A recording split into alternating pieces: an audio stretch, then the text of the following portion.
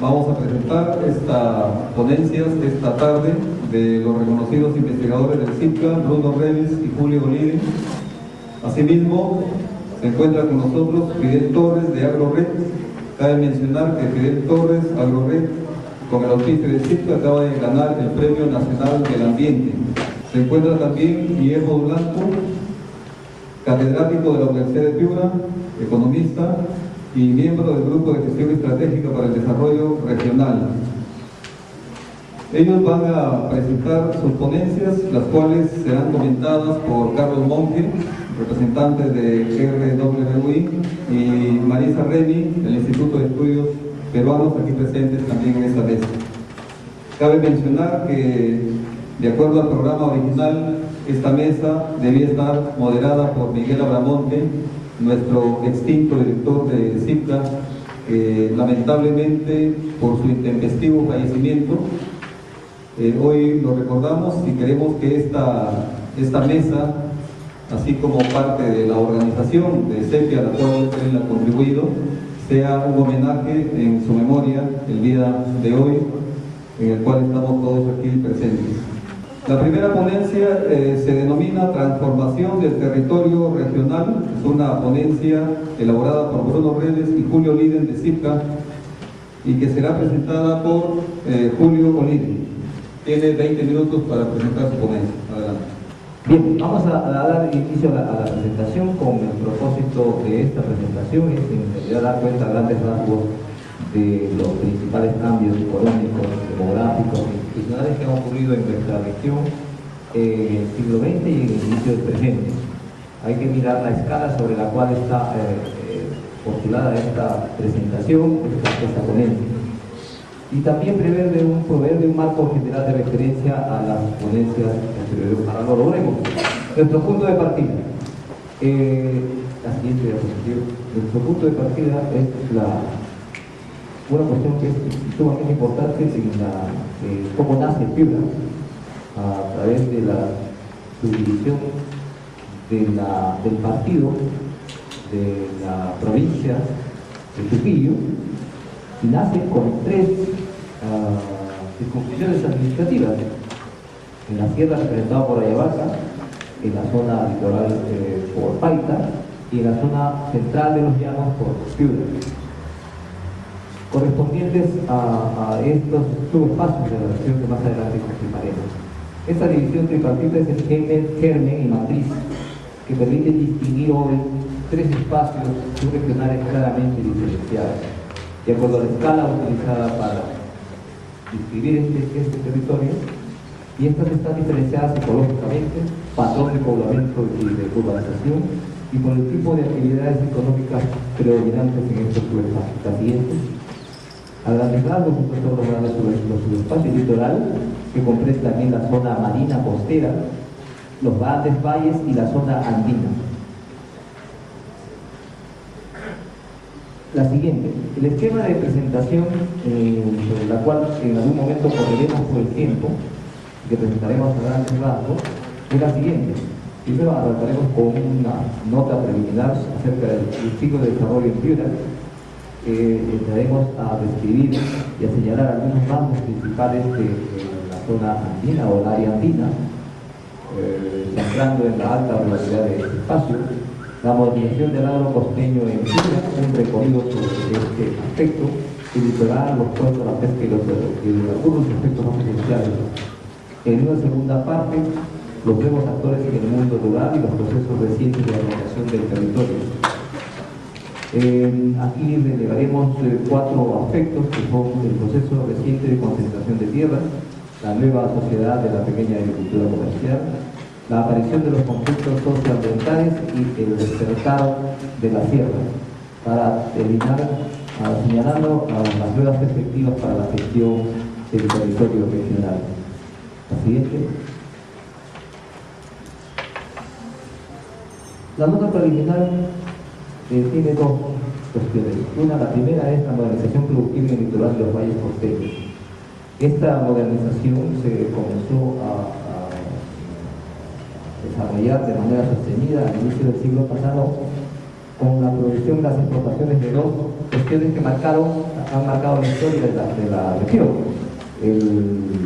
Las explotaciones petroleras en el litoral, denominada también, conocida también como el oro negro, y las algodoneras en los valles costeños o el oro grande. Hay algunas semejanzas entre estos dos procesos. Las que señalamos ahí son la orientación hacia el mercado internacional, la realización compulsiva de estudios técnicos por especialistas forales, etc. Los conflictos en torno al derecho de propiedad, la importación de maquinarias, el ingreso de tecnología, la generación de una migración interna asociada a estos dos procesos y se comparten estos procesos. No hay dos diferencias sustanciales en torno a la ocupación del espacio. En realidad, el petróleo en la importación de técnicos de mano de obra y un sector proletarizado que se circunscribe a la zona del litoral, un área árida y poco poblada. Y el algodón, con un proceso de hibridación social realizado en forma descentralizada y orientado a la expansión, transformación y regulación de una actividad productiva que ya estaba asentada desde siglos en los valles de Piura y en Chile. Hay una normativa postergación de la tierra al producirse estos procesos que han centrado la intervención sobre el territorio. Una creciente articulación de estos territorios costeños de Piura con la economía internacional y el rol proveedor de productos de agroexportación y petróleo determinaron que el peso económico se trasladase marcadamente hacia la costa. El área andina, por su parte, no recibió estos flujos, como se comprenderá, en inversiones en infraestructura, tecnología y capital de trabajo. Permaneció, por tanto, al margen de este proceso y fue progresivamente marginado de este modelo de desarrollo territorial. Si continuamos con el área andina, describiendo algunos aspectos y características peculiares en términos fisiográficos, pero sobre todo en las actividades humanas y las acciones humanas en este espacio que la distinguen de la región andina del Perú.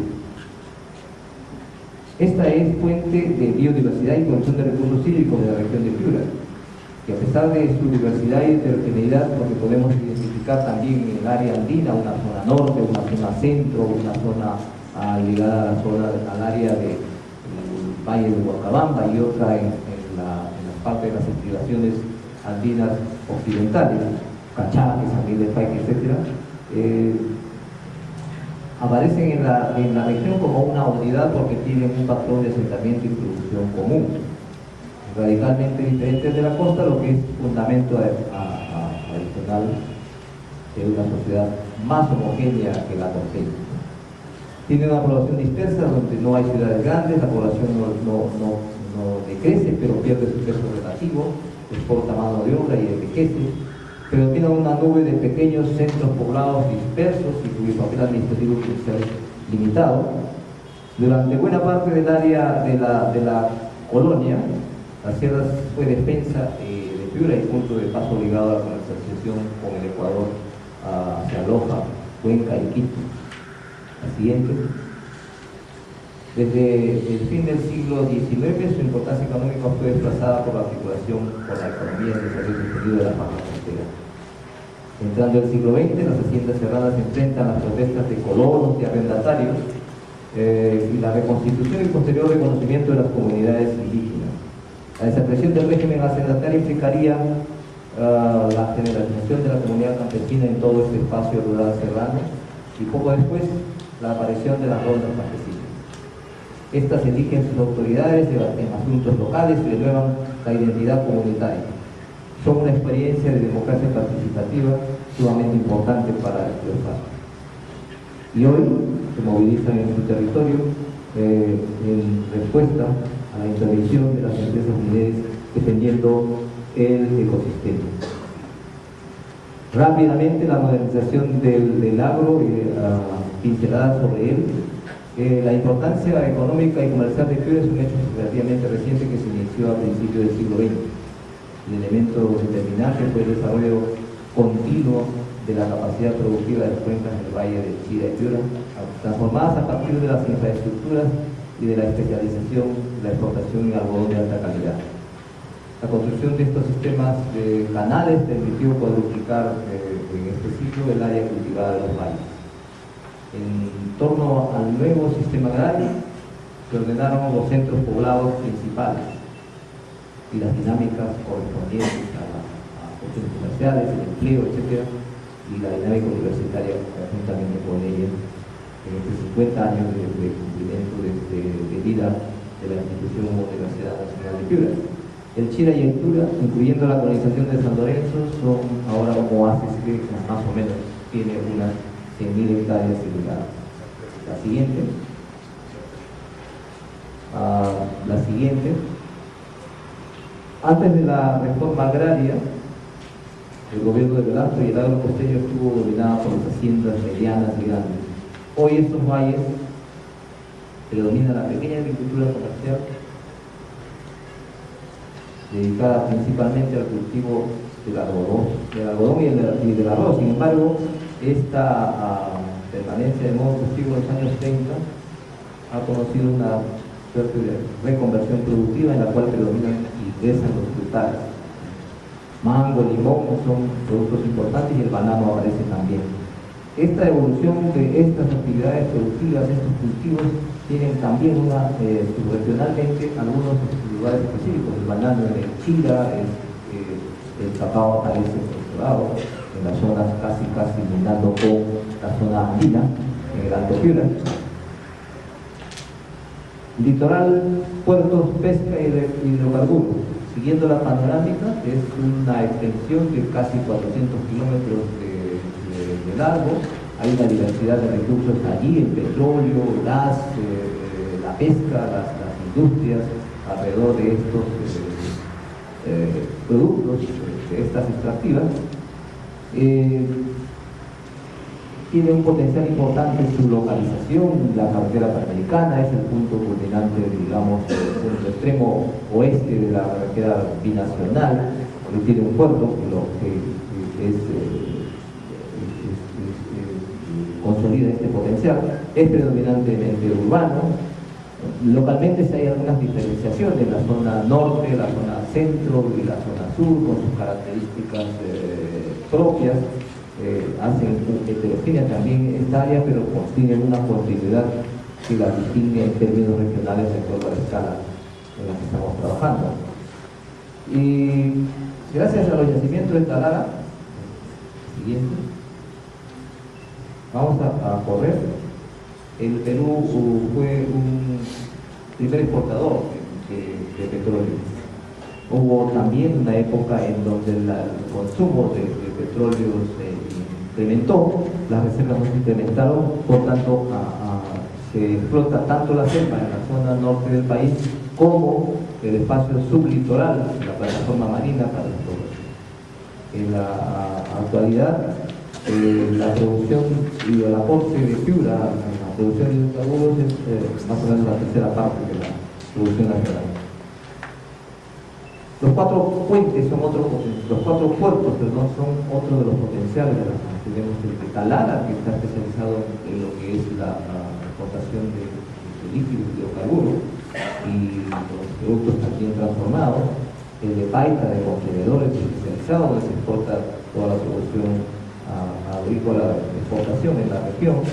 El de los puertos de Mayoba, que es el terminal del oleoducto norperuano, y además el nuevo puerto de Paita dedicado a la exportación de minerales no metálicos, fosfatos fundamentalmente.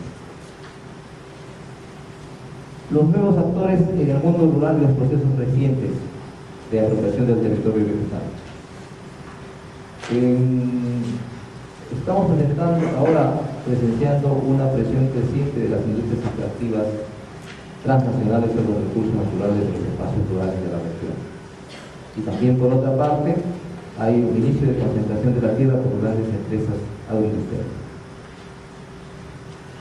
Las principales inversiones extractivas destaca el fosfato de Mayoba, activas que hace la comunidad campesina, la empresa Vale, empresa brasilera, que tiene un compromiso de inversión de más o menos 435 millones de dólares.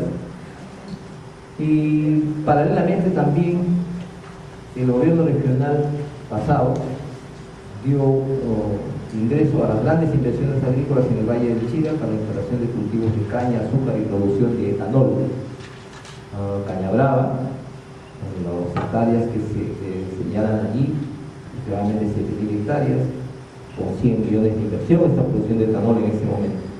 Y la transnacional Maple con 10.000 hectáreas para también la producción de etanol, tiene compromisos de inversión de unos 120 millones de dólares aproximadamente, pero allí hay algunos problemas en torno al recurso hídrico. Se crea entonces la siguiente, se crea entonces una situación inédita en Piura en el contexto de post-reforma agraria. La coexistencia de la gran agricultura empresarial y de la pequeña agricultura comercial. Se trae en conjunto con él una serie de conflictos respecto a la propiedad agraria y a los derechos por el agua. Pero también hay una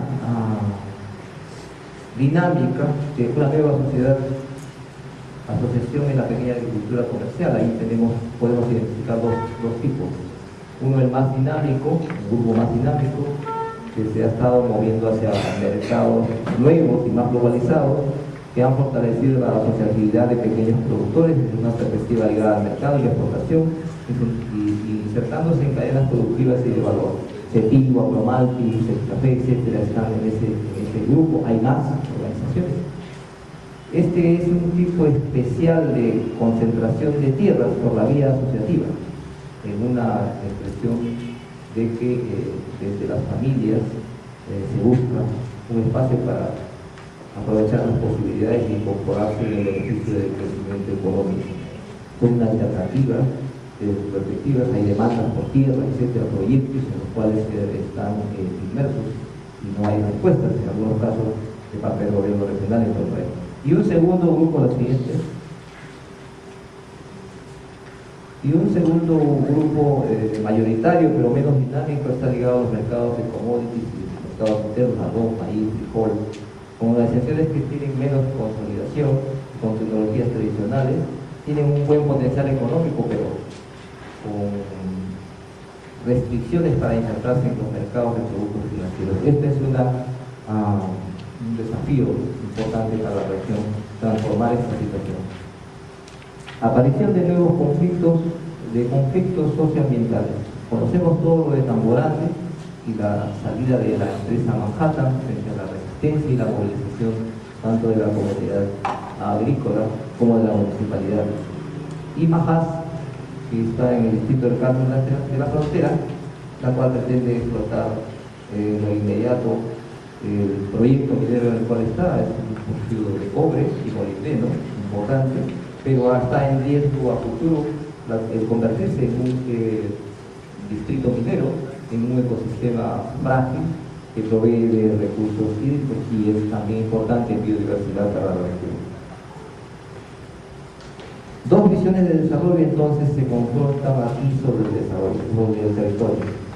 El gobierno central con la prioridad de grandes inversiones y tomando como elemento clave para el desarrollo económico, el crecimiento económico, y las comunidades políticas rurales que se proyectan al mantenimiento de su espacio de convivencia que han construido históricamente y donde estas familias se sienten ligadas a su tierra.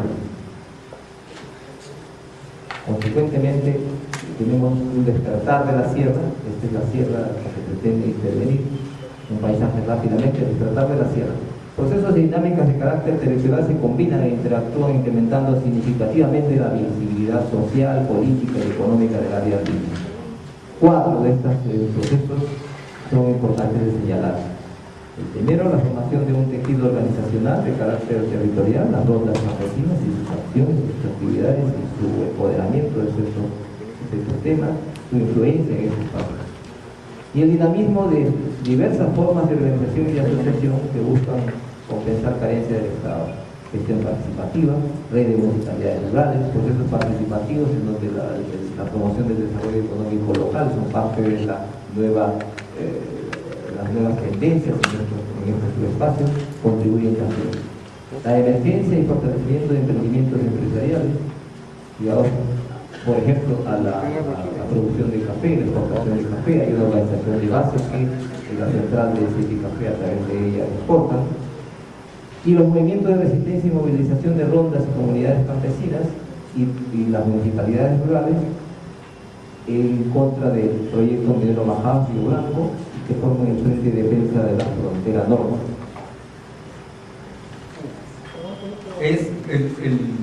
La idea de mi presentación es concretar o ampliar la presentación del territorio que han puesto Bruno y Julio.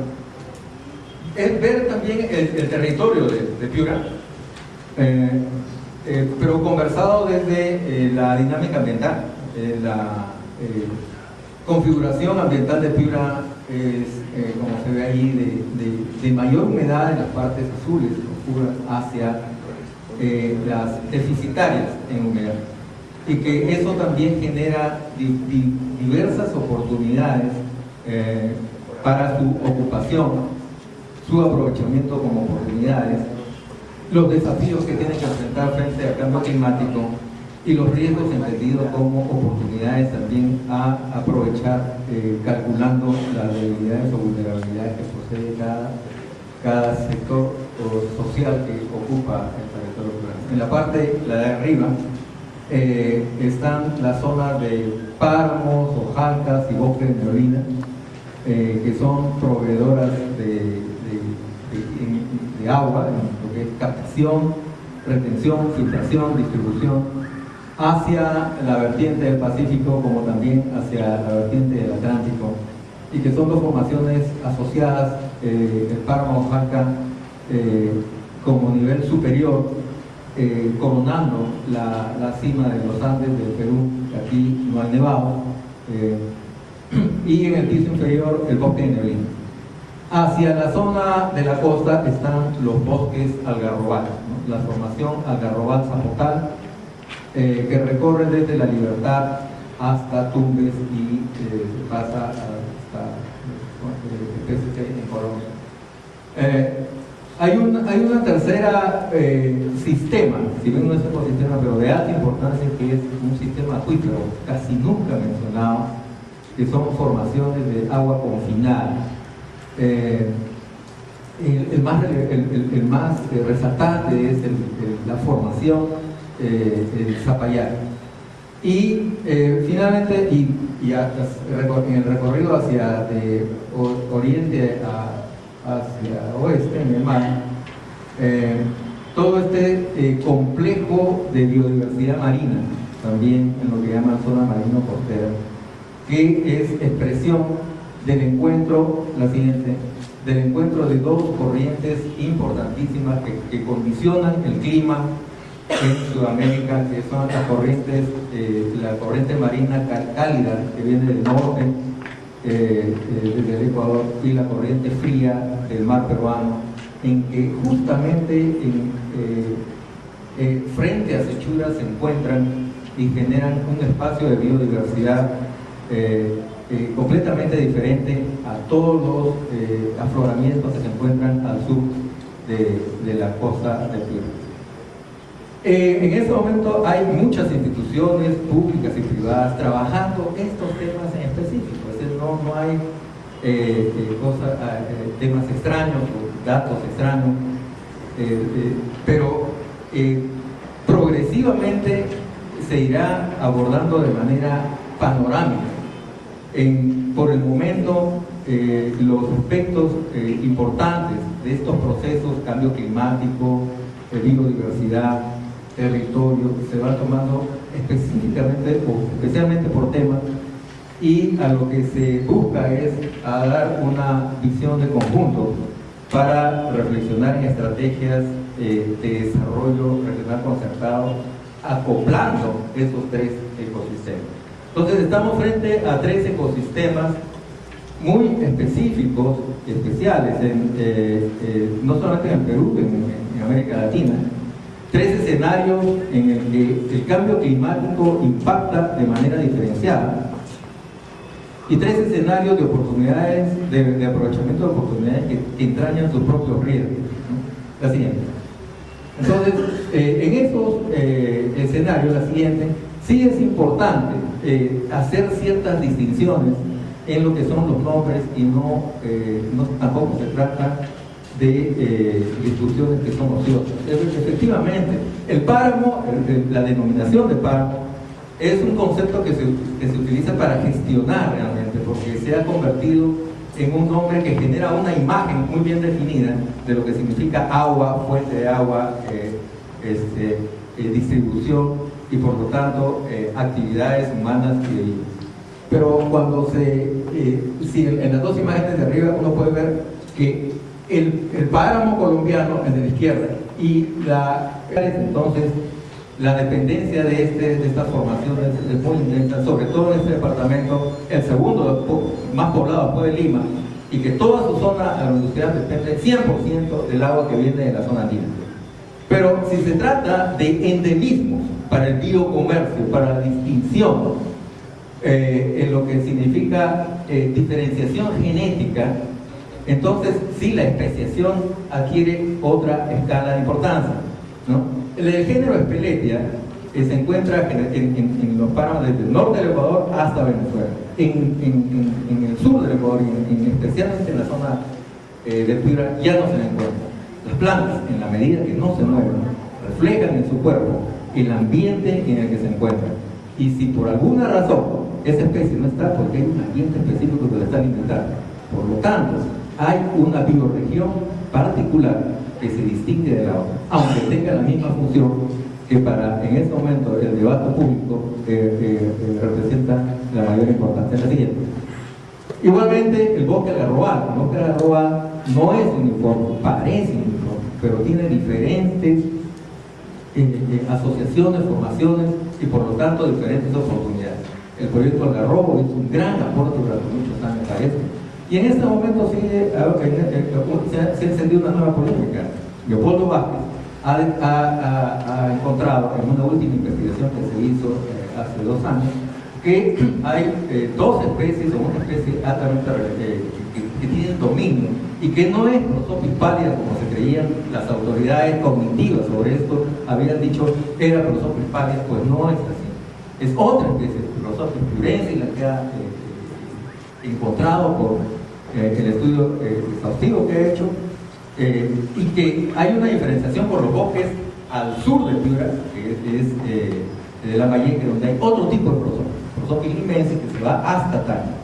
¿Cuál es la importancia de esto? En este momento, por poner un ejemplo, este dulce quincón de Chiclayo se exporta y se exporta con miel orgánica, y esta miel orgánica viene de esos bosques de algarrobo.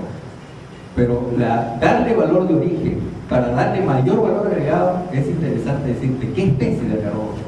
Además, porque el fenómeno del niño pone en marcha una nueva especiación, porque no siempre es el mismo, y genera diferenciaciones y nuevas formas adaptativas y por lo tanto en la fisiología de las plantas. Entonces, ese es un debate porque hay otra escuela que dice no, sigue siendo válida por los marcadores moleculares. Muy bien.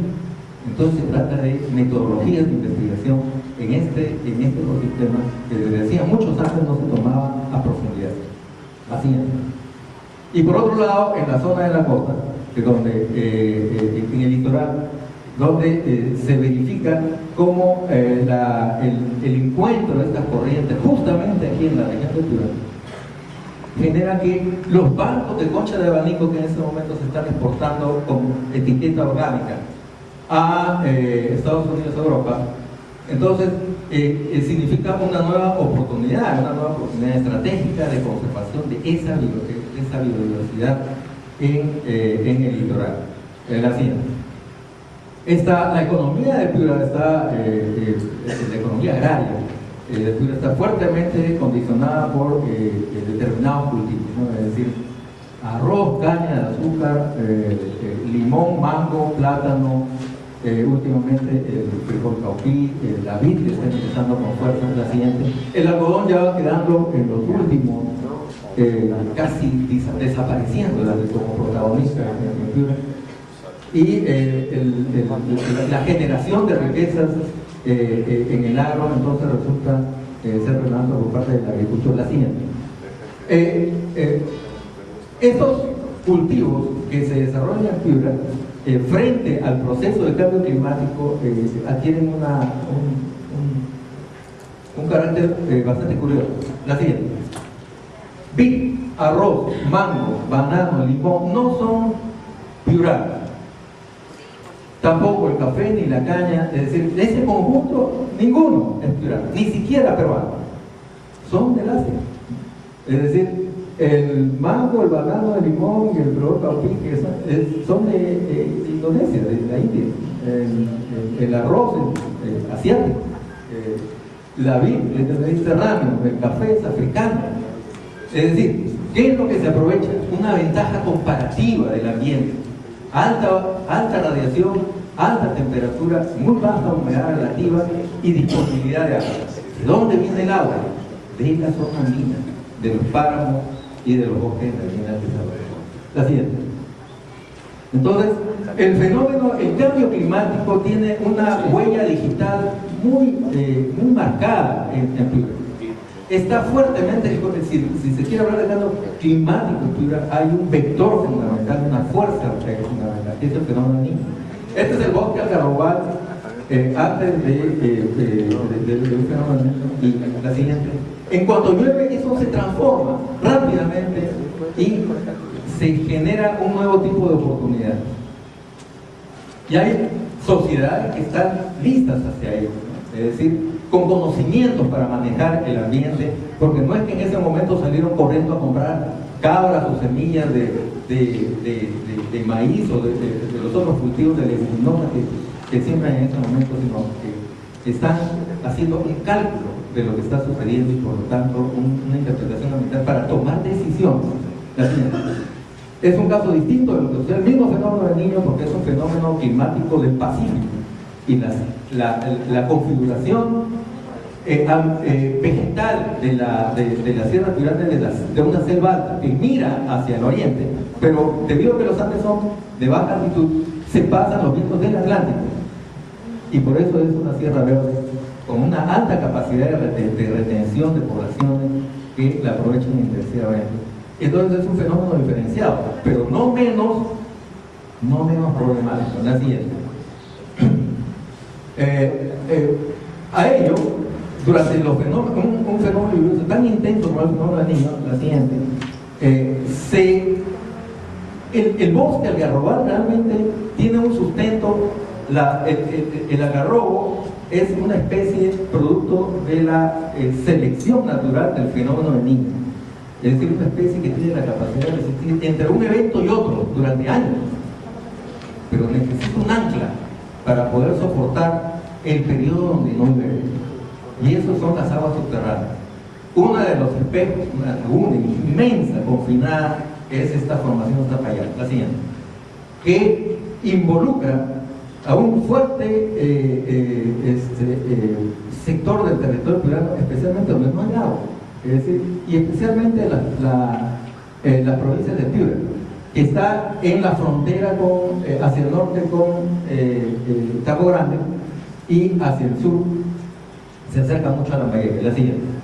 Eso significa que en la disponibilidad de agua de Piura hay dos componentes, dos factores. Uno, la que discurre superficialmente, y la otra la que se confina por debajo de la superficie.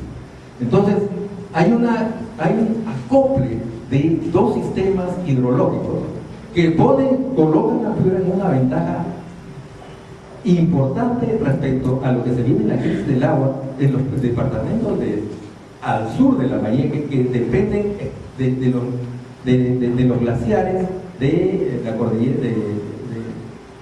de los Andes, ¿no? del Callejón de Guayas. Entonces, la siguiente, ya, se trata ante estas condiciones gestionar el riesgo, pero no en el sentido de algo en el criterio del temor a algo, sino la gestión del riesgo, y como en la vida cotidiana todos decimos nos vamos a arriesgar para aprovechar una oportunidad. Es decir, hay oportunidades que entrañan o activan un peligro que ese peligro depende de la dimensión de la debilidad que tiene la persona, organización, distrito, provincia, departamento o país, ¿no? Es decir, qué debilidades tiene para aprovechar oportunidades. Entonces, finalmente es con qué conocimientos asisten las diferentes formaciones sociales productivas de Piura a las oportunidades. La siguiente. Por ejemplo, el caso de la disponibilidad de agua para los principales reservorios de este departamento, Poechos y San Lorenzo. La siguiente. Representan 150.000 hectáreas irrigadas. Y todo ello, la siguiente, de los páramos, de los páramos, algas que se encuentran mayormente en el Ecuador, porque el Chira nace en el Catamayo y son aguas en territorio ecuatoriano. Y solamente la siguiente, solamente la del Quirós es la que aporta al sistema acuífero de Piura, que es el 30%. Pero en el uso es al revés, es el territorio de Piura el que consume el 70% de lo que se produce en agua en este ecosistema binacional. La siguiente. Y es una superficie muy pequeña, representa tan solo el 5% de la cobertura de esas gigantescas cuencas, de esa cuenca del Brasil. Y por otro lado está el bosque de neblina. El bosque de neblina que constituye una gigantesca reserva o despensa de biodiversidad en el biocomercio. Cada gen endémico, en este momento los cálculos que hacen la Molina, cada gen endémico en el balance estimado que han hecho se valoriza en el biocomercio como $5 millones por cada gen endémico de especies que se encuentran. Entonces, es también otro factor importante. Las sociedades rurales se van adaptando, es decir, siempre generamos la impresión de que estamos buscando alternativas a llevar a las sociedades rurales del cambio climático. No van a esperar a que desarrollemos estrategias para adaptarse al clima que está variando todos los años. Ya tienen sus formas de reaccionar, de adaptarse. El asunto es cómo combinamos los conocimientos. Entonces el bosque seco, aprovechando plantaciones permanentes sembrado regado a mano, la siguiente. Y ante un fenómeno del niño de baja intensidad, rápidamente se aprovecha con la instalación de cultivos de leguminosas, y el tamarindo ya se instala porque es primo hermano del algarrobo, es un frutal xerófilo. La siguiente. Igualmente, en este proceso de ocupación de territorio, como se expresaba, hay una diversificación de nuevas oportunidades y actividades, especialmente estapícolas, ¿no? Que también desencadena nuevas estrategias y comportamientos de utilizar el ambiente y de captar el recurso limitante que es el agua. La siguiente. Perdón. En el dibujo de arriba, en Lorenzo Huerta se escribió hace muchos años cómo era el poblador del bosque algarrobal transhumante, porque los niños eran 50, 30 años. Entonces, claro, era una habitación desensamblable rápidamente para continuar buscando oportunidades en el bosque. Y esto, la siguiente, aún se verifica, todavía se encuentran ahí, como cuando uno estudia, ve animales prehistóricos, y todavía están vivos, ¿no? Pero hoy en día, el bosque se ha hecho más complejo, la siguiente. Y eso es un nuevo tipo de vivienda. Esa familia ya no se va a mover, ¿no? Esa familia tiene otro plan de vida en el bosque. No de moverse continuamente, sino ya instalado ahí, aprovechando las oportunidades que se generan la siguiente. ¿Y eso de dónde viene? De la zona fina. Ese diseño de habitación y muchas estrategias de diversificar el riesgo, y solamente 27 las recomienda como producto natural, como hojas, tallos, y no puede más porque no está estudiado en los protocolos que se necesitan para poder ser prescritos. La siguiente. Entonces, la siguiente, los agricultores también se adaptan interpretando el ambiente, ¿no? Es decir, tienen sus propios indicadores para tomar decisiones. Son las familias campesinas planifican, sí, las familias campesinas interpretan su ambiente, claro que sí. pero difícilmente utilizan los datos de Senami para tomar decisiones de qué van a cultivar o qué van a criar. Entonces tienen que recurrir al conocimiento desarrollado de indicadores climáticos. La siguiente. Y por otro lado también hay una tendencia de la investigación que hace énfasis en la biodiversidad y en la investigación académica, en la biodiversidad y también en el clima, con fuerte enfoque con especies nativas. La siguiente. Se generan líneas de investigación que se ha podido rastrear durante 5 años en reuniones de las entidades académicas en el norte del país. La siguiente.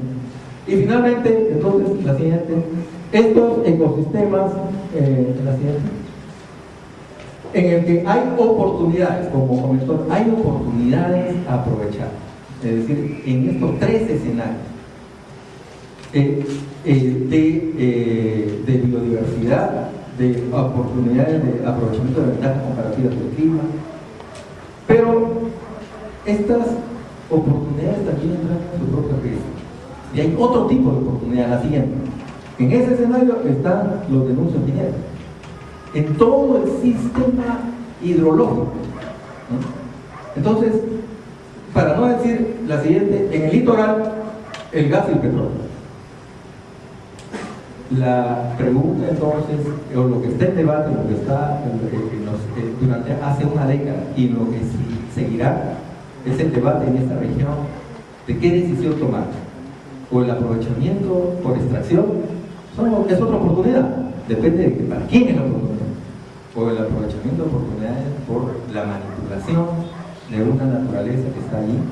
Uno se va a acabar, el otro puede tener manejo infinito. Inmediatamente la tercera ponencia, denominada Industrias Extractivas y Opciones de Desarrollo Regional, Petróleo, Gas, Fosfatos y Minería Metálica, a cargo del economista Guillermo Durando. Me toca hacer la ponencia sobre industrias extractivas y opciones de desarrollo regional en Piura, y quiero comenzar haciendo un marco teórico, ¿no?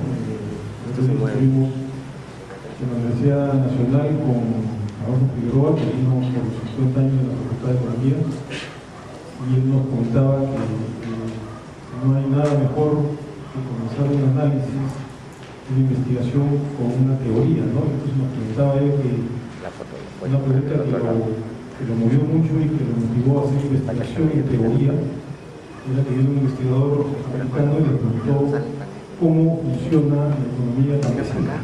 Y todos los profesores en ese momento que estaban ahí reunidos, ninguno supo responder a la pregunta. Eso lo motivó a comenzar a investigar en teoría, porque el investigador que vino le dijo todo funciona en diferentes lugares, ¿no? Hasta las plantas, y el biólogo sabe que las plantas reaccionan de diferente manera en diferentes ambientes geográficos, ¿no? Entonces, si eso hacen las plantas, los seres humanos, por mayor razón, tienen diferentes racionalidades, comportamientos en diferentes zonas. Entonces, claro, acá nosotros tenemos una disyuntiva entre crecimiento y desarrollo, una disyuntiva que tiene que ver con las opciones y cómo es que abordamos el tema. Es claro, y yo creo que no hay discusión en eso, el crecimiento es una cosa y desarrollo es otra.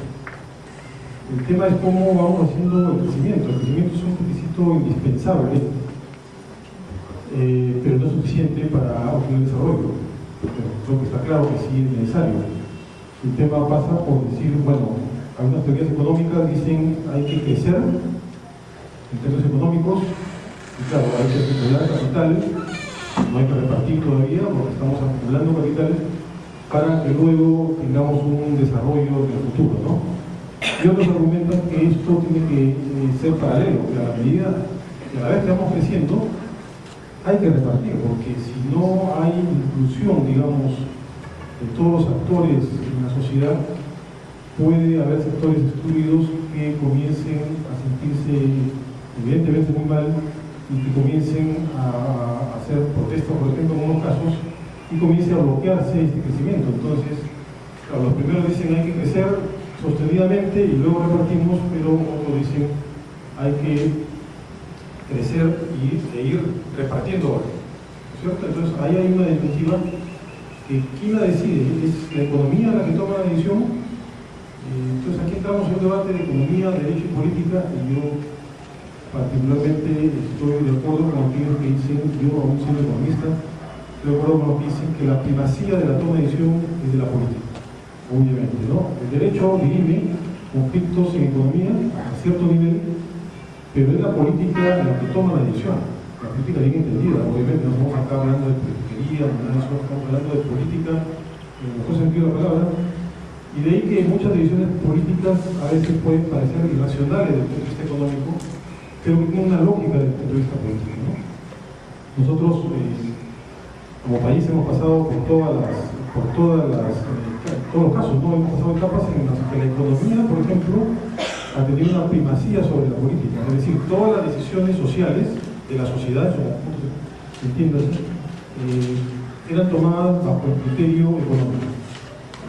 Para ser más claro, todos recordamos la época del inicio del gobierno de Fujimori, luego del desastre del primer gobierno de García. La política quedó totalmente desacreditada y la economía es la que tomó el control, digamos, de las decisiones. Y así, pues, claro, se plantearon decisiones desde privatización de empresas hasta liberalización en el comercio internacional, todo sin que la política pueda objetar nada porque no pudiera decir nada al respecto, ¿no? Pero claro, luego hemos pasado a otros temas y ahora en la actualidad, por ejemplo, hay un retorno en la primacía de la política por el tema, como fue antes, ¿no? En la época de Velasco, por ejemplo, en la época del primer gobierno de García, era la política la que tomaba la decisión, el criterio político, pero aquí hay un pequeño problema. Yo creo que un extremo y otro no son buenos para esto. Que la política tome decisiones sin considerar los criterios económicos tampoco es lo adecuado. El primer gobierno de Alan García nos da una muestra de que eso no da resultado, ¿no? Tomar decisiones de criterio político sin considerar los elementos básicos de la economía tampoco es bueno, ¿no? Entonces ahí hay que tener un criterio muy claro de que la política toma la decisión, pero hay que tener criterios económicos muy claros, criterios de derecho, añadiría luego de soltar la exposición de nivel, criterios biológicos, ambientales, muy claros para que la política tome decisiones que sean tratar de conseguir un enlazamiento de la actividad primaria extractiva con otras actividades, es lo que absorbe más la mayor, y es hacia donde deberíamos hacer. Entonces, aquí yo quiero enlazar esto con mi hipótesis 2, ¿no? Que es Piura, la región Piura, el gobierno sucesivo que ha tenido Piura, están haciendo algo con estos recursos de la extracción para poder generar las bases para ir hacia a un modelo de desarrollo industrial, extractivo, post-extractivo en Piura. Y eso es algo que vamos a ver, ¿no? Piura recibe, aparte de lo normal que recibe, ustedes saben que la actividad extractiva paga impuestos, todas las actividades en general pagan impuestos, pero con la actividad extractiva en particular en la región Piura hay un tema fundamental, que del impuesto a la renta que pagan las empresas, parte de ese impuesto a la renta regresa a las zonas donde se produce esa actividad. En el caso de Piura es el canon y sobrecanon. Entonces, nosotros recibimos canon minero, regalías mineras, canon hidroenergético, canon pesquero, renta de aduanas, canon forestal, canon pesquero, con derechos de pesca, en fin, una serie de recursos que provienen de actividades extractivas. Pero estos no son las más importantes, o sea, el monto, ¿no? Ustedes pueden ver ahí que el gobierno regional en 2010 ha recibido 1.800.000 y los gobiernos locales 14 millones. El gran monto de recursos que tenemos por actividad extractiva es el canon hidrocarburos. Es el siguiente. Hidrocarburos sí recibimos el gobierno regional, por ejemplo, ya en filas ahí. El gobierno regional recibió en 2010 67 millones casi, perdón, 66 millones. Institutos superiores que reciben canon, 13 millones. Y acá es todo un caso, ¿no? Los institutos tecnológicos tienen canon. Hay uno de Talada, me parece que es el de Talada, ¿no? Que tiene cerca de 11 millones guardados porque no saben qué hacer con ellos, ¿no? La Universidad Nacional de Piura recibe, en el 2010 recibió 13 millones. Y aquí también hay otro tema, las universidades nacionales, en este caso la de Piura, recibe canon para investigación. Entonces el tema, ahí sí, la sociedad piurana podría preguntar a la Universidad Nacional qué investigación relevante han hecho para que se pueda pasar de una actividad extractiva a una actividad post-extractiva, ¿no? En cuanto a tecnología, en fin, a toda esta serie de cosas, ¿no? 13 millones no es poco para una región, ¿no? La Universidad Nacional de la Frontera va a comenzar a recibir, ya está recibiendo, es saber que se ha creado una universidad de la frontera en Sullana, y los gobiernos locales que son los que reciben el mayor monto, son 230 millones de canon, distribuido entre los 8 gobiernos locales provinciales y los 64 distritos que existen en la región, ¿no? Ahora, del gobierno regional, que es el que más tiene, si bien ustedes han visto que los gobiernos locales reciben 200, es en total.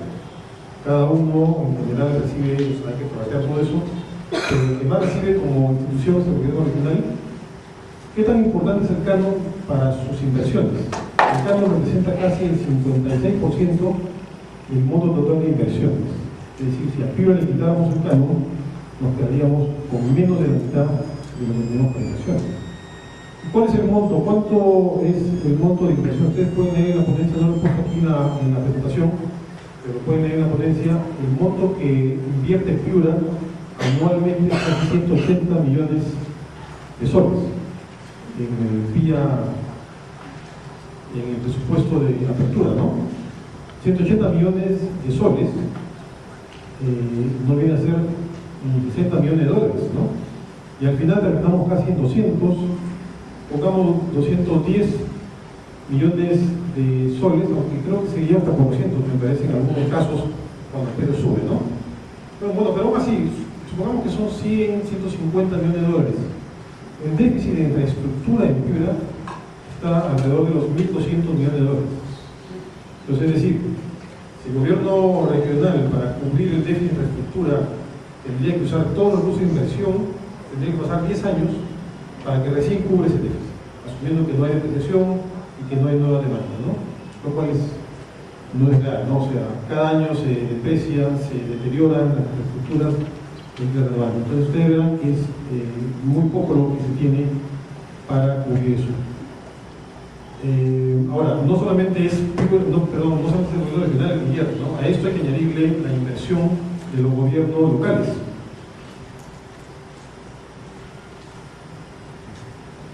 De los gobiernos locales, que es más o menos, yo creo que en conjunto, tanto gobiernos locales como regionales invierten 300 millones al año. Y eso hay que sumarle lo que invierte el Estado Nacional. El gobierno central, como ustedes saben, ha hecho una descentralización a medias, ¿no? Porque la verdad que ¿qué nos ha transferido el gobierno central? Nos transferió el pago de planillas y las competencias de los ministerios. Están muy recortadas. ¿Quiénes son los que tienen las actividades principales? Las OPDs, los proyectos centralizados, y los proyectos especiales. Eso no lo han transferido. SENASA, INIA, PCI, Agroideas, Agrobanco, Agrorural, porque son el sector agrario, todo sigue en manos de Lima. El gobierno regional no decide nada. Todos esos montos hemos estimado que llegan anualmente en 300 millones más a Piura. Hasta las carreteras, Provías, por ejemplo, hace carreteras sin que el gobierno regional sepa a veces, ¿no? Entonces, 600 millones de soles al año no es mucho para poder cubrir el déficit. Ahora, la siguiente pregunta es, ¿esos recursos escasos los estamos orientando bien? La mayor cantidad de gasto que realizamos, el presupuesto de inversiones de los gobiernos regionales, en este caso en Piura, está orientado básicamente a transporte, salud, y saneamiento, educación, cultura y deporte. Y en agropecuaria encima es en gasto de mantenimiento de canales. Entonces, la pregunta es, ¿dónde está el tema de investigación? ¿Dónde está el tema de actividades productivas? Por decir un caso, crédito agrario o apoyo a asociaciones. Hace poco nos fueron a ver unas asociaciones de San Lorenzo que los apoyen para la construcción de una planta para procesar mango, y simplemente se les dice no hay recursos, porque ya está todo comprometido en fierro y cemento, en transporte, en salud. Salud no es en pago a médicos o en investigación médica. Salud ahí es en construcción de hospitales, en mantenimiento de hospitales, es todo fierro y cemento, en educación es igual, ¿no? Entonces, yo creo que la conclusión es muy clara, ¿no? No estamos invirtiendo los recursos de la actividad extractiva en generar una capacidad de infraestructura, una capacidad productiva para pasar un post-extractivismo, ¿no? Siguiente. Bueno, eso es lo que mencioné antes. Puede pasar siguiente. Bueno, me habían pedido, yo creo que no voy a tener mucho tiempo, pero me habían pedido que muestre un poco el caso de la minería informal en Piura. Y yo quiero comentar algo al respecto. Leí hace poco un minero, por ejemplo, de Zapillica, un minero informal, e ilegal además, comentaba que con un saco de más o menos 30 o 40 kilos de la roca que está sacando ahí, sacaba 2-3 gramos de oro antes. Y ahora está sacando solamente 0.6. Entonces me comentaba Julio ahí, que es experto en el tema, que ya se está acabando la parte superficial, obviamente, y que ya no pueden sacar más oro. Pero lo que es importante ahí, de lo que comentaba este señor, era que él decía, en Zapillica ya habíamos generado un desarrollo, entre comillas, ¿no? Ya había más restaurantes, había empresas de transporte que transportaban el mineral y todo. Y ahora, al bajar la ley de la roca que están sacando, ya no hay tanto negocio y estamos regresando a lo de antes. Eso permite graficar que si la actividad extractiva no la orientamos, esos recursos no se orientan a generar una capacidad de producción post-extractiva que se labone hacia aspectos industriales, por ejemplo, vamos a regresar a lo mismo, ¿no? Cuando se terminen los minerales o cuando el precio caiga, vamos a regresar a los mismos niveles de pobreza que teníamos antes. Entonces, bueno, en el caso de la minería informal en Piura, no solamente es informal, es ilegal en casi todos los casos, ¿no? ¿Cuál es la diferencia entre una y otra? Hay dueños de concesiones, ya que él mostró que casi toda Piura está concesionada en el tema minero. Hay dueños de concesiones en las zonas para minería artesanal, que es menos de 1000 hectáreas, y una cierta capacidad de producción, no recuerdo ahorita, está en la convención, ¿no? Pero ningún dueño de concesión está realizando actividad. Todos son personas que no son dueños de la concesión, e incluso agricultores mismos que están en la zona y que se dedican a la actividad. Entonces, mientras yo, un dueño de concesión que hace la actividad y que no ha pedido los requisitos, es un informal porque no está con los requisitos, pero podría formalizarse. Yo, un ilegal, no lo puedo formalizar. Un ilegal no es dueño de la concesión y no lo puedo porque es un ilegal. Entonces, ahí hay un gran problema. Ahora, la minería artesanal, desde el punto de vista extractivo, es la actividad que demanda más mano de obra. O sea, supuestamente tendría una justificación desde la política, es decir, vamos a permitir minería artesanal. De hecho, hay experiencias en el sur donde, por ejemplo, Cooperación, estaba leyendo un documento de Cooperación, tienen todo un plan para formalizar la minería, y hay un caso emblemático que es el de Santa Pensiva en Capital. ¿Cuánta mano de obra demanda la gran minería? La gran cantidad de hidrocarburos, por ejemplo, que es intensiva en Capital, demanda muy poco mano de obra. La minería artesanal sí demanda mano de obra. Pero en Piura tiene un problema que es que colisiona con el tema ambiental. Dado que está ubicado, ustedes pueden ver ahí, no se distingue muy bien quizás, pero la parte media rojita que está encima es donde se realiza minería artesanal, ilegal en este caso, como les comento. Y está justo pegada a un valle, que es el Valle de San Lorenzo, donde se produce incluso el mango, ¿no? Entonces hay mucho temor de que esta actividad contamine los ríos, las aguas, y que algún mango llegue contaminado a Europa y Estados Unidos y se bloquee la exportación, ¿no? Entonces hay que ser muy cuidadosos con esto, y hay que abordar el tema de manera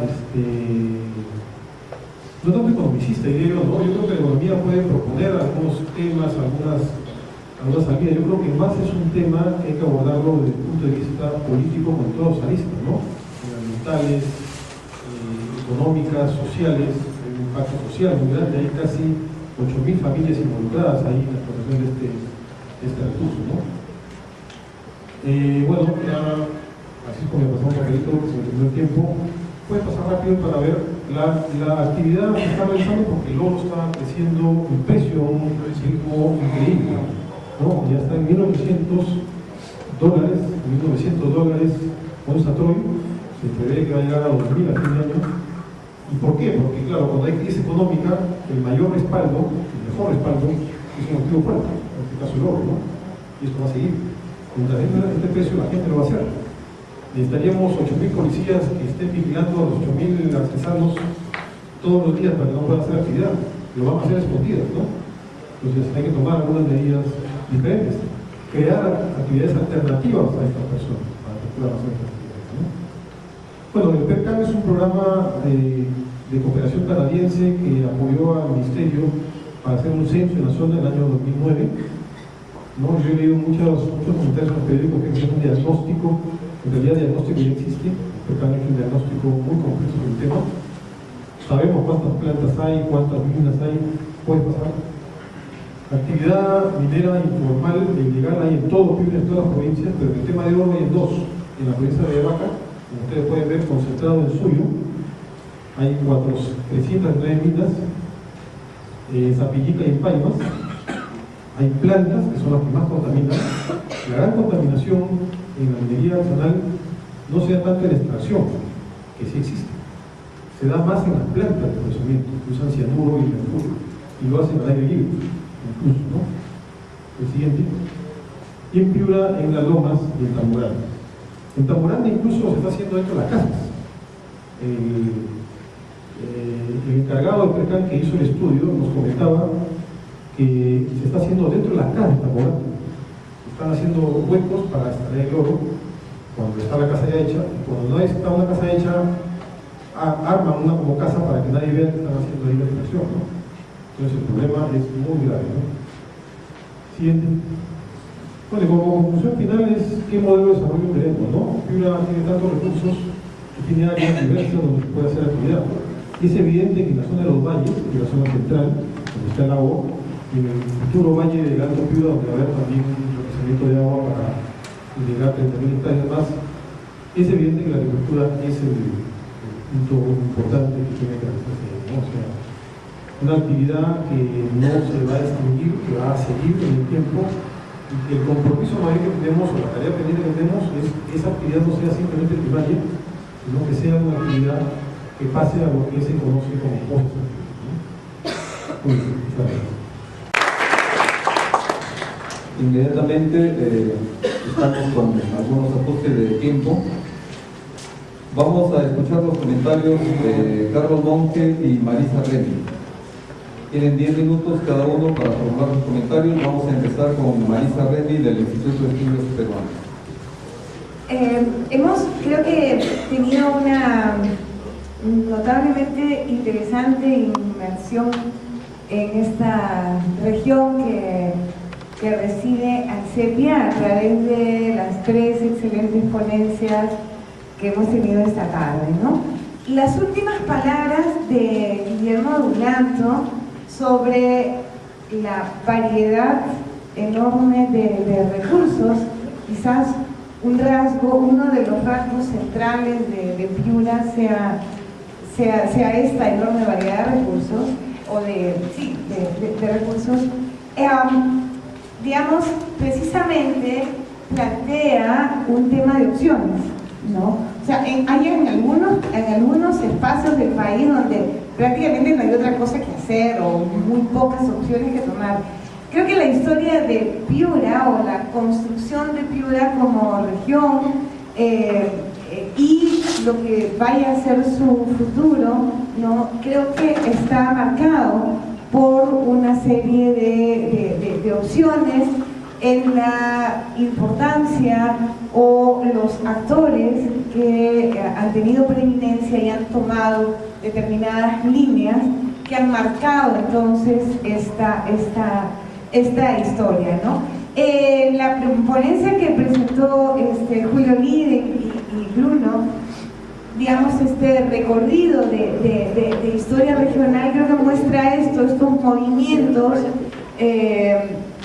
en las prioridades de la explotación en Piura, ¿no? Quizás solamente señalar, probablemente está en la ponencia escrita, que si bien la sierra es una región, digamos, que ha tenido importancia secundaria en el dinamismo económico y demográfico de la región de Piura en el siglo XIX, XX, sin embargo sí es, en cierto modo, fue el espacio más dinámico antes, ¿no? En el siglo XVIII, XVII, hasta parte del XIX, en la medida en que vinculaba, ¿no es cierto?, la costa con el puerto, con la selva. Entonces quizás una primera, no opción, pero sí un elemento primero de ruptura en la historia de la conformación regional o del territorio de Piura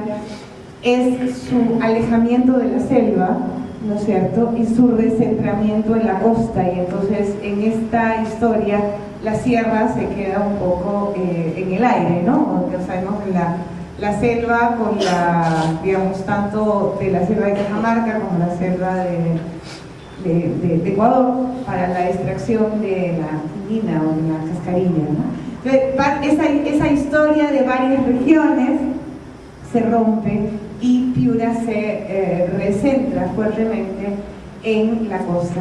En la costa, que además en otras zonas del Perú decir la costa es suficiente.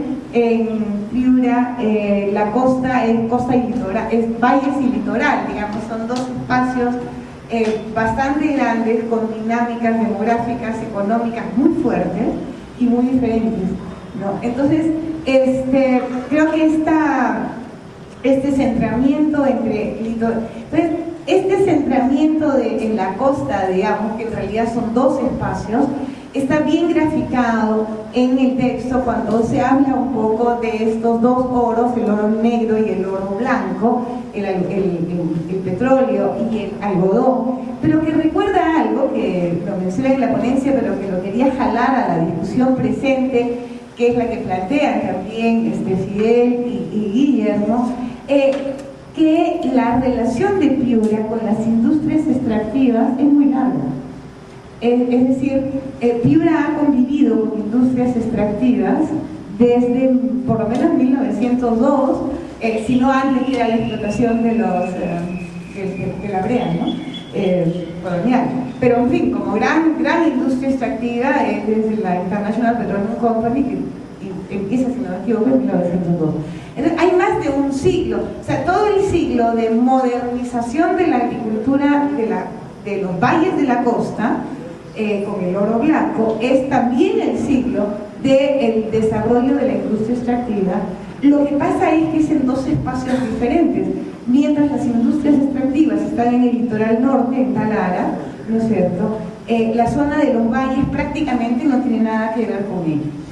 Esto produjo, por lo menos en el imaginario de la región, una especie de, efectivamente, de teoría extractivista, es decir, todo lo que podemos hacer en Piura está en los valles, eventualmente también en la sierra, y en el litoral, con la pesca que se desarrolla después, hacia el 50 supongo, ¿no es cierto?, financiado con el petróleo, ¿no? Entonces el petróleo siempre ha aparecido en los planes de desarrollo, en las imágenes de desarrollo, como el potencial de financiamiento del desarrollo que debía suceder en otra parte, en los valles o en el litoral pesquero o eventualmente en la sierra. Entonces hay creo que esta relación, Guillermo Dulanto ha mostrado, y es bien interesante, que no ha funcionado así, o sea que, digamos, los recursos obtenidos por las actividades extractivas no necesariamente han financiado lo fundamental del desarrollo de Piura,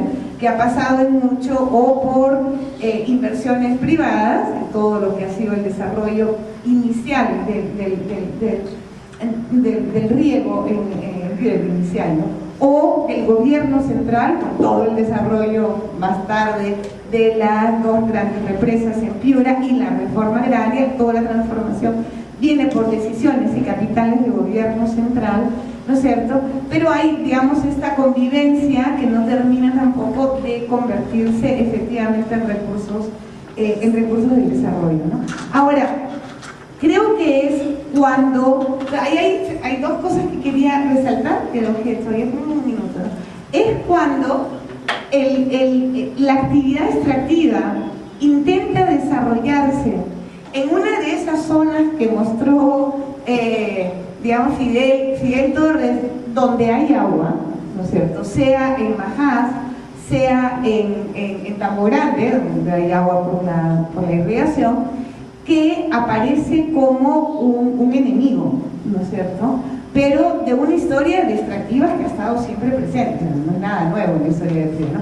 Entonces, ¿cómo? Digamos, creo que ya en este momento las preguntas sobre si deben o no tomarse opciones en torno a industrias extractivas en Piura es una pregunta diferente, pero hace, no sé, 10 años, cuando se planteó la cuestión de Tambo Grande, era simplemente una especie de zonificación ya funcionando en la cabeza de la gente, ¿no? Esto tiene agua, es agrícola, tiene potencial de mano de obra, incluso en la sierra, ¿no es cierto? Y acá no entra la minería. Eso se va al litoral, al desierto, a la parte norte. Funciona, creo, una suerte de zonificación económica, ecológica, implícita o en la cabeza de las personas, que lleva a tomar algunas decisiones, como por ejemplo en Tambo Grande y en el propio Majás, impedir el desarrollo de una industria extractiva, ¿no? Entonces, creo que esta es... ¿Ah? Ya, ok. Sí, ajá. Bueno, entonces, esto era por el lado de las industrias extractivas, pero también quería mencionar algo que está bien planteado y quería darle un poco más de filo en la ponencia, que tiene que ver con el desarrollo agrícola, ¿no? Piura pasa de las grandes haciendas, la reforma agraria y la pequeña propiedad, y era una zona de pequeña propiedad. En los últimos 10 años, sin embargo, 5 años, o 7 años, no sé, ¿no es cierto?, ha empezado, sin embargo, a desarrollarse gran propiedad al costado de la pequeña propiedad. No a costa de la pequeña propiedad necesariamente, porque muchas son tierras, comillas, nuevas o no tan utilizadas, pero en fin. Entonces, este cambio radical en el paisaje agrario de Piura, creo que habría que trabajarlo con mucha más fuerza, ¿no? No sé si esta nueva gran propiedad, ya no solamente Maple y Romero, me estoy refiriendo también a Camposol, a varios que están en la zona más del descampado, o que eran descampados, están utilizando esta agua subterránea, bolsón de agua subterránea, supongo que mostró Fidel, y que en algún momento, como en Ipoca, pueden hacer crisis. Y entonces, ¿hasta dónde se puede permitir la explotación del agua del subsuelo? Todo el mundo dice que bacán, del agua del subsuelo sale agua y regamos y metemos espárragos y uva de mesa y se exporta, pero esa es un agua finita, es también, y entonces ahí también se requieren algunas políticas. ¿Hasta dónde debe crecer la gran propiedad en una región como Piura? Me parece que es una pregunta que habría que plantearse. Y una última cosita con el asociacionismo. Hay mucho entusiasmo con el café, por supuesto muy legítimo, con el banano, con el cacao. Creo que hay experiencias de asociativismo importantísimas en Piura, pero hay también la experiencia del o el no asociacionismo, precisamente en los valles tradicionales, por lo menos en el Bajo Piura. Ahí donde estamos yendo a almorzar es que no sale una asociación importante. Entonces, sí, hay una experiencia interesante, importantísima, como banano, etcétera, de asociacionismo, pero también hay grandes áreas de pequeñísima agricultura, cada vez menos sostenible y con altísimo riesgo. ¿Qué tendencias se están desarrollando en estas zonas que usan el agua de riego regulado por la represa, por puechos, etcétera? Eso es una cosa que también habrá que preguntarnos. Hay grandes disyuntivas ahora, ¿no ¿no es cierto? El uso de las reservas de agua en bolsones del subsuelo, las alternativas de pequeña propiedad o gran propiedad en la región, si en algún momento la grande se va a comer a la pequeña, y qué hace Piura con el litoral, ¿no es cierto? Que ahora ya no solamente es petrolero, es también de manera muy importante pesquero y marisquero, ¿no? Entonces, esta variedad de recursos plantea, creo, opciones, y eso es lo que quería comentar. Muchas gracias. Buenas tardes. Tratar de identificar primero tres temas comunes, creo que recorren a las ponencias. El primero es la discusión sobre la conformación de los territorios, de los espacios, ¿no? Hay ecosistemas, hay una base, digamos, determinada por procesos de larguísimo aliento de la naturaleza que determinan espacios básicos. Fidel se refiere a tres en particular: la zona marino-costera, ¿no? La zona de los bosques, que está montada sobre esta enorme reserva de agua del subsuelo, y la zona de los páramos, que en realidad alimenta las dos primeras porque es el gran captador de agua, ¿no? Que a través de cursos de ríos o a través de movimientos de aguas subterráneas alimenta los depósitos de agua e incluso alimenta este punto de encuentro del agua caliente con el agua fría que genera la que creo que es el sitio de riqueza hidrobiológica más rico del Perú, uno de los más ricos del mundo, en la bahía de Sechuru, ¿no? Y es sobre estos espacios, sobre estos ecosistemas que opera la gente y se desarrolla la actividad humana, y la ponencia de Bruno y de Julio, ¿no? Pasa revista a la manera como estos recursos han sido apropiados y utilizados en distintos momentos de la historia y cómo se ha ido reconfigurando el territorio. La zona marina costera ha sido el espacio histórico de la actividad pesquera, ¿no es cierto?, que ha tenido distintos momentos y formas de desarrollo. La zona de los valles intermedios, sobre la base de la captación del agua de arriba y el uso de los recursos del acuífero del subsuelo, ha sido la zona histórica de la agricultura, que ha tenido distintos momentos históricos en el proceso más reciente: el asunto de las haciendas del algodón, la pelea por la tierra, la reforma agraria, la parcelación, la emergencia del arroz, y ahora procesos de reconcentración de tierras, ¿no?, asociados a procesos agroindustriales y más recientemente toda esta nueva tendencia del etanol. Pero ese es el espacio de la acción humana sobre un territorio que se nutre del agua que es captada, ¿no?, en los páramos andinos. Y finalmente la propia zona de los páramos, que ha sido un espacio histórico de agriculturas de subsistencia, de agriculturas campesinas, y que es un territorio en disputa con la actividad minera, ¿no?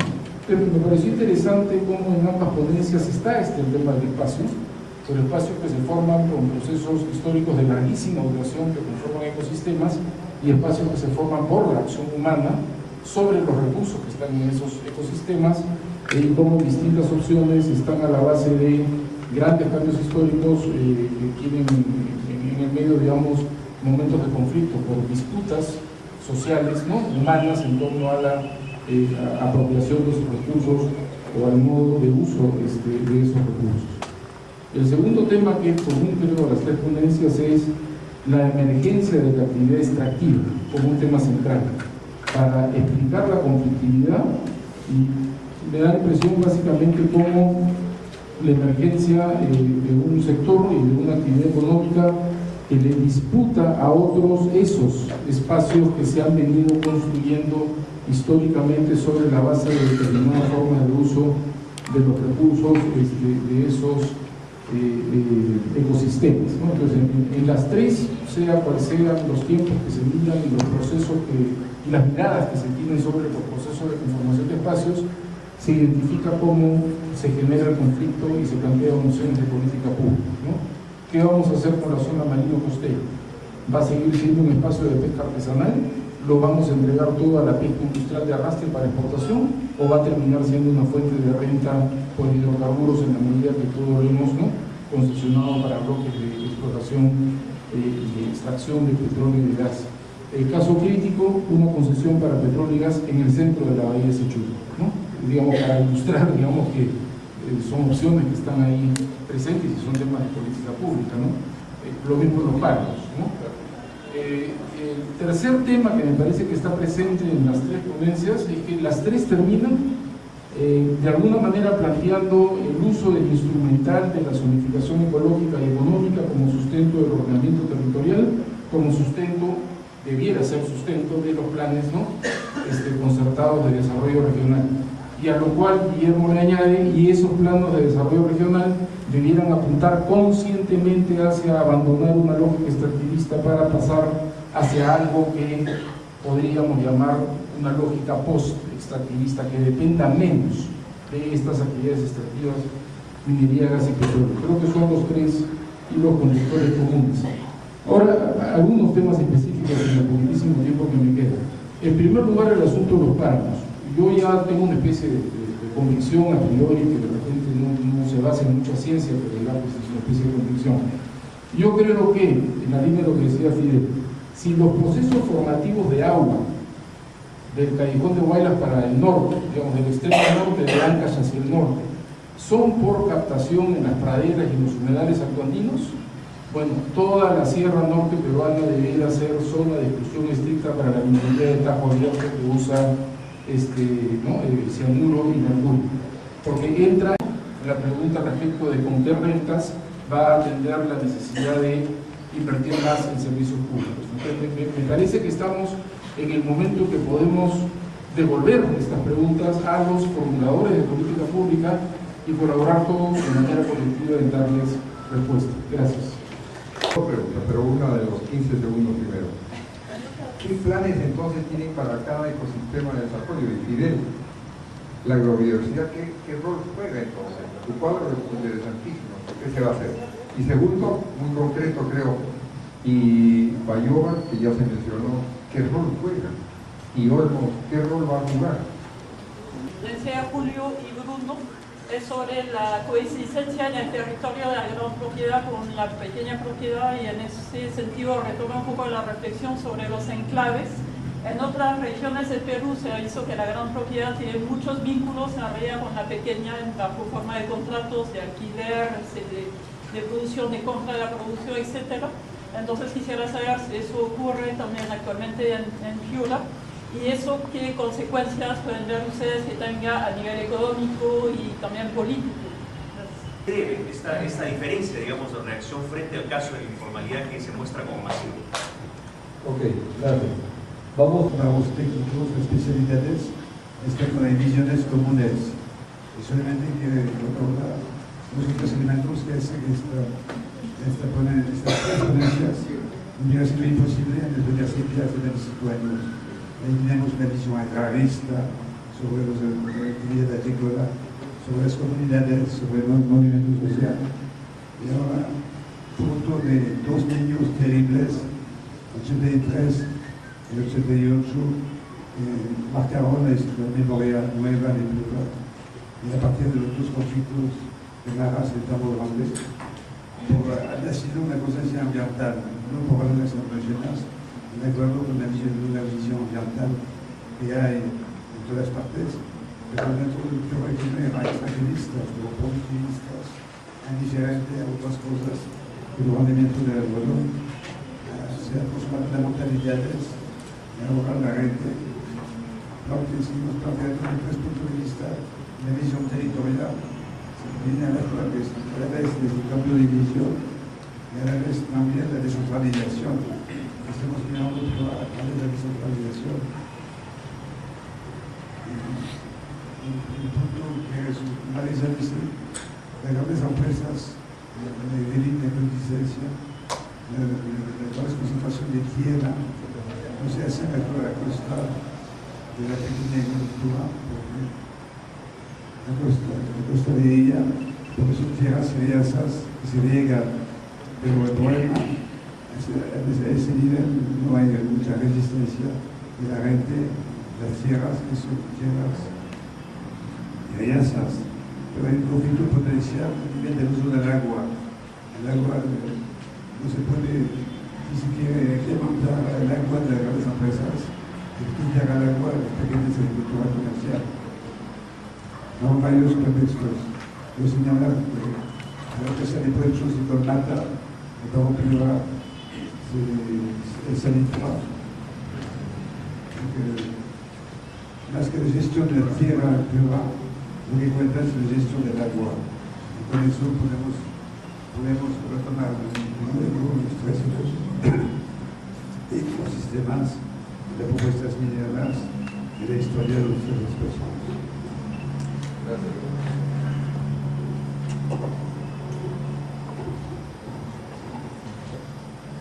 En ambos casos, en minería artesanal y en gran minería, no se generan capacidades. Ese es el factor común.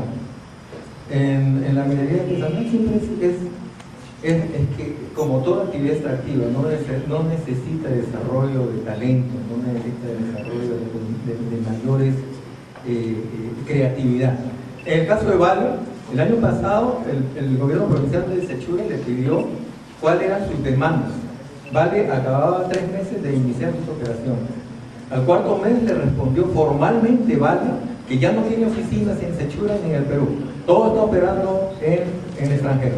Por lo tanto, ya no tienen por qué responder y que su responsabilidad social ya fue cubierta.